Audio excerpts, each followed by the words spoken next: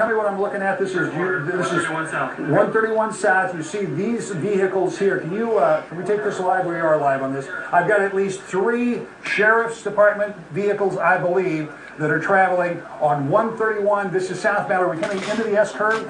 This is where we're coming? They're getting onto 196 right here. Let's just stay with this. Aaron's doing a great job of keeping up with this. We're going to watch these folks. They're westbound. This is westbound, so this would be like if you were going to Holland. This would be the area you would go. We're seeing these 3 coming down here. Now, it looks as though they may be ready to set up some type. They may be blocking this ramp right here. We're looking at least 1, and I believe those are Kent County Sheriff's Department cars. I can't.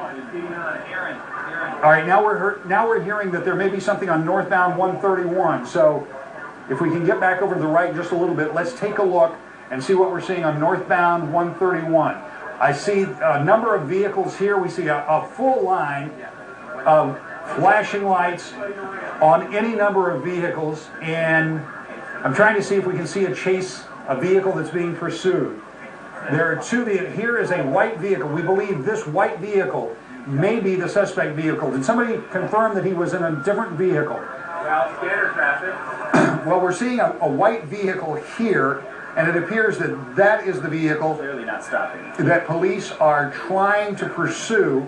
It does not look as though they're moving at a very high rate of speed. We apologize. This camera is difficult for us to move quickly, but it would appear that there is a white vehicle being followed by clearly a dozen or more police. All right, now we're seeing some type of activity. Is there smoke? It looks like the vehicle has lost a tire. In fact, it looks like the suspect vehicle may have lost a tire that came off of perhaps the left rear. Now, we don't know if that is a result of a spike strip. We don't know. There are some cars here. I don't know if they had a chance to get spike strips. We don't know if it's just a natural reaction from overdriving the car or if there was something else. We won't speculate about gunshots. But now as you move up 131, we are past, they're past the, is this a Leonard Street? This is Leonard Street, so we're moving on up to Ann around this corner. So a couple of things, pardon me. As you move around this corner and you come to Ann Street, they're going to get further and further out of our vision. But you can see as all of these cars, at least 25 police cars we're told, that are trailing this individual as they come up around that curve. We'll lose them momentarily, but if they continue, oh good, here's a better look.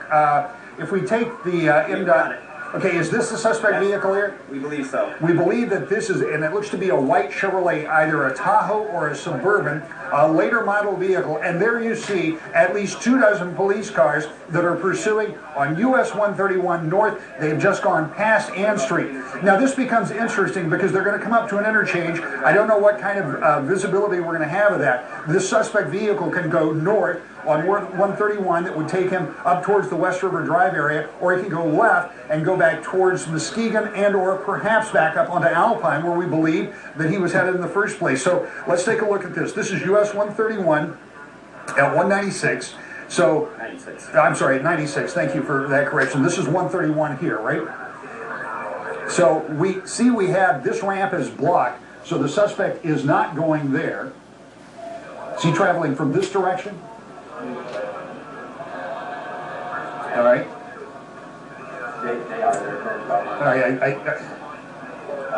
All right, so this is West River Drive, and you see there are police vehicles here, but West River Drive is not blocked. They're going northbound. You see there are lights in the offing coming from the south, and we also have close, yeah, this is the pic that we're looking at here.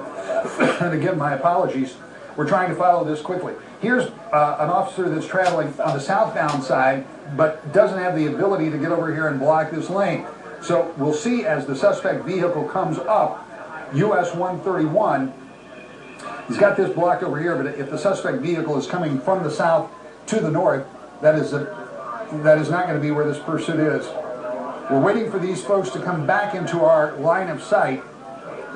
Let me reset what we believe we are seeing tonight. A pursuit on US 131 northbound that may be...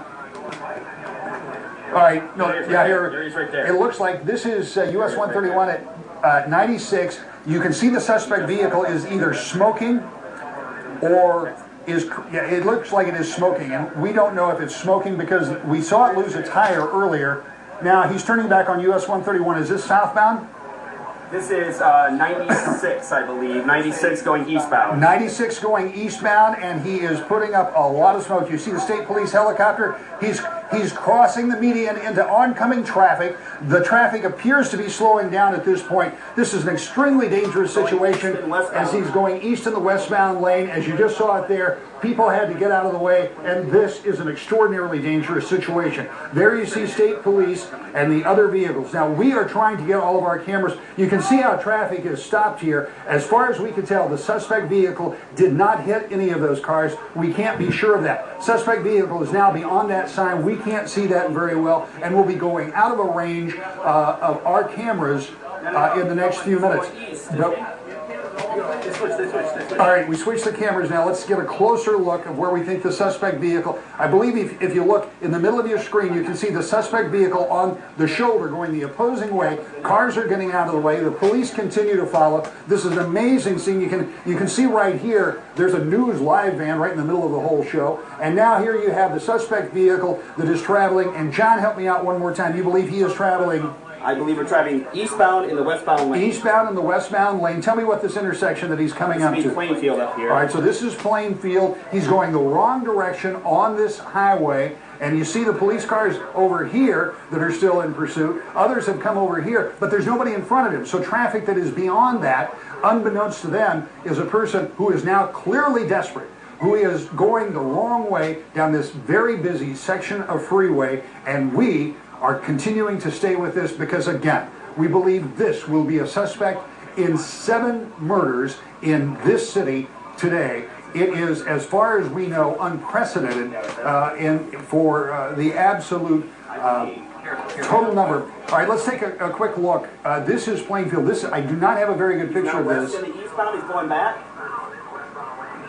Now we're saying that he is in the westbound lane. Is that right? I do apologize because clearly this picture is not of very good quality, but it is the only picture that we have access to right now. So now we've lost it completely. He's on point. He drove down the embankment. He drove down the embankment. All right, let's go. Well, wait a minute. Are we getting a picture back? Because we are told now he drove down an embankment. We believe this is a suspect in 7 murders here in Grand Rapids, and we believe that he drove down an embankment. Okay, let's take a look at this picture. Can you pull this up? Let the control room know that you have Bridgewater Place. Take Bridgewater Place if you can. We have a look at how this is affecting traffic along US 131. There is a picture I'm seeing over here of some other traffic. We believe now we're hearing that the suspect vehicle has driven down an embankment. At last we knew near Plainfield? Near Coit, we're being told.